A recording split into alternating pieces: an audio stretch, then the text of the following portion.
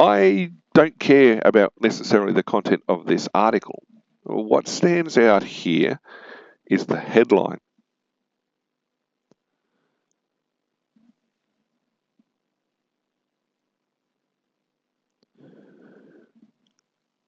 It repeats the Charlottesville myth. Now, it okay. By calling it the Charlottesville myth, a lot of people are going to go, you're a right winger. Well, no, it's a myth. It's actually been um, the analysis after listening to what Trump had said in the full context.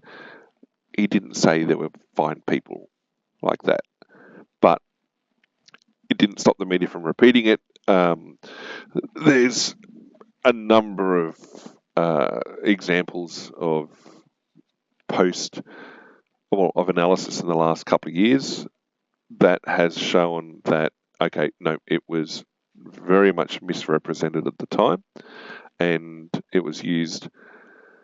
Could he have said things with a better choice of words? Well, most certainly. It's Trump. He doesn't always seem to pick his word choice very well, but it opened the door for blatant misreporting of what he'd said.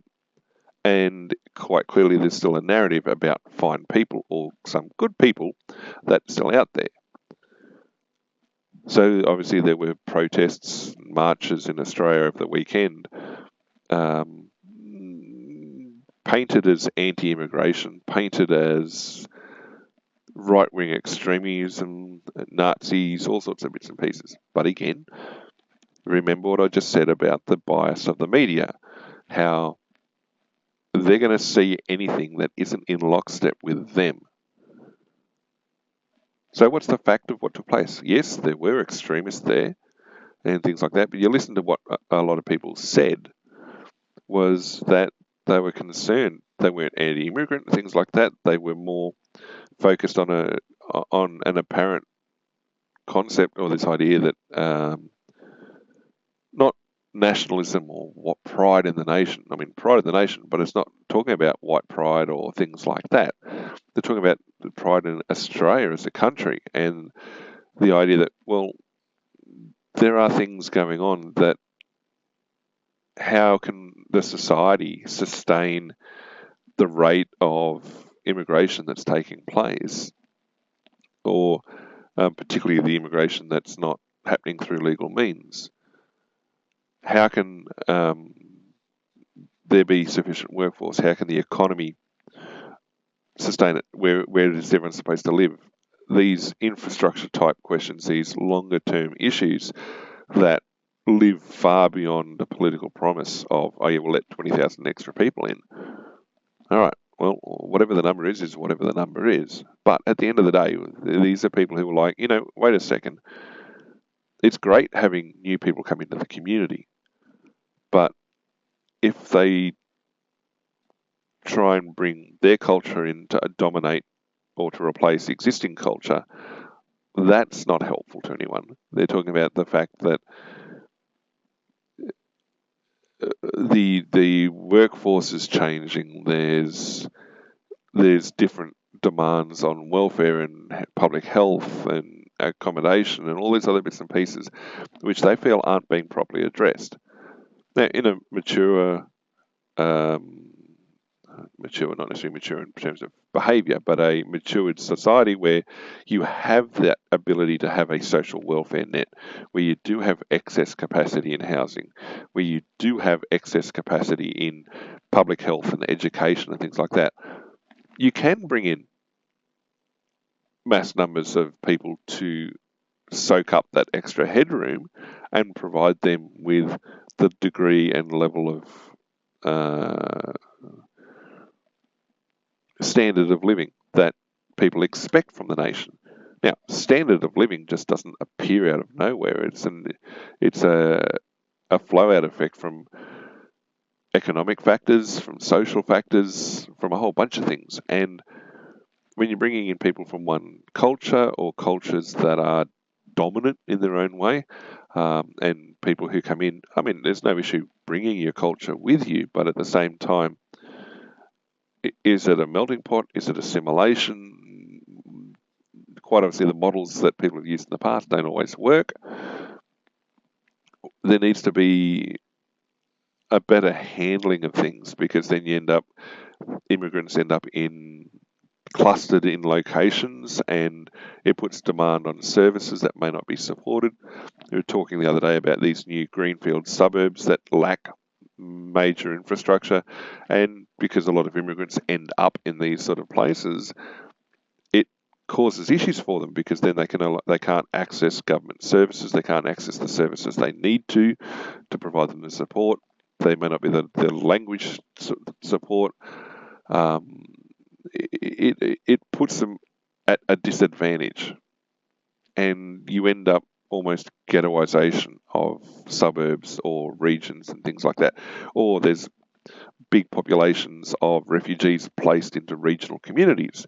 Now, if they're clustered, sometimes those regional communities don't have capacity to support mass numbers of people coming in, irrespective of where they've come from. It just so happens that these refugee communities will often bring higher needs than other migrants, because you're looking at things like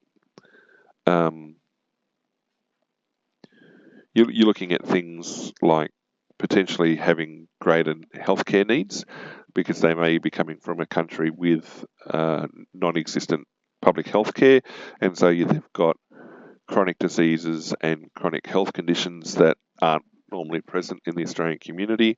The people may not have had education to an Australian standard, so they're going to be at a disadvantage when engaging with their equivalent peers in the Australian community, or in education systems which are already oversubscribed, and now trying to absorb people for whom English may not be their first language. And so it's not being racist to say, look, this is causing a problem. It's about the ability of the existing infrastructure to support that. Now, if that's not being funded properly and being brought up properly, then, like I said, it doesn't matter where these people are coming from, be it within the country, without the country, be it immigration from white nations, if black, or doesn't matter. It does not matter. It's not a question of race, or, well, there is a cultural element. It's a problem for the ability of these locations to support extra people. You can't magic some of this stuff into being. There's a reason why Australia's population is only what it is because the landscape cannot support much more than it already does, because of a lack of viable farmland. We can't produce new farmland, and with climate effects, those lines between viable and non-viable farmland shift. Okay, so, and then there's also the concern that there wasn't enough focus, or that people were losing focus on what it meant to be Australian, of an identity, of feeling that it's okay to have national identity. If we're demanding that other places around the world have national identities, and it's okay for them, then it's okay for Australians to have pride in Australia as a nation, of what it represents. Because quite clearly it represents something good, because there's people elsewhere in the world who want to come and be part of it. Perfectly fine. Nothing wrong with that. But it is seen as an extremist viewpoint. And so when the media comes along and makes headlines like this, people say, oh, there's dog whistles and everything like that. Well, if you're hearing a dog whistle, you're probably the dog yourself. But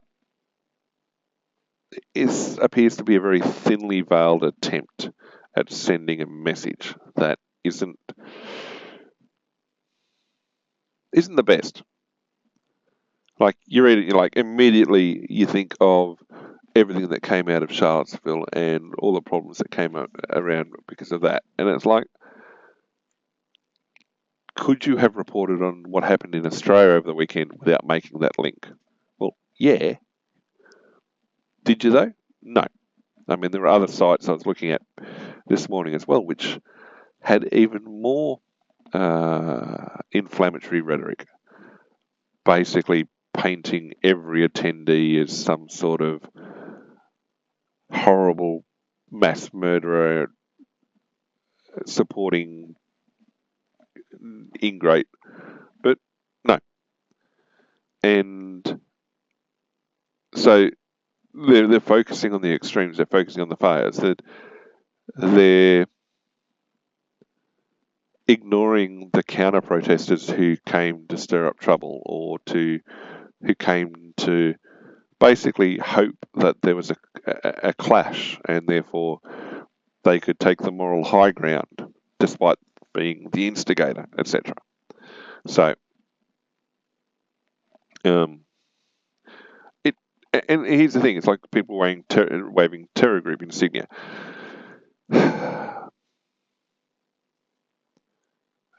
It's funny how much there's been a shift in recent years, and people forget that the internet remembers things, of support for or against certain things. And it's a question of, I mean, there's a big question of who's driving it. Why is it driven? Because it seems like there's a coordinated message that all of a sudden changes. Now, a few years ago, everything was all pro-Ukraine this and pro-Ukraine that. But you go and look at protests and things like that now, you don't see any Ukrainian flags. It's all Palestinian. Now, that had been the case a number of years ago too. The support for Palestinian statehood or independence seems to come and go over time. Certainly post October 7 last year, there's been a difference in how it's approached, and it's also highlighted as well. It brought to the fore a lot of very polarized viewpoints from people, and peeled back the curtain for some things, where it was shown that some people were unhinged in both directions, so to speak. But yeah, this article came up, and it's not so much like I said, the content is the content, but it's the headline which is inflammatory. And well, it's like, well, why do that? There's a reason I stopped watching the news.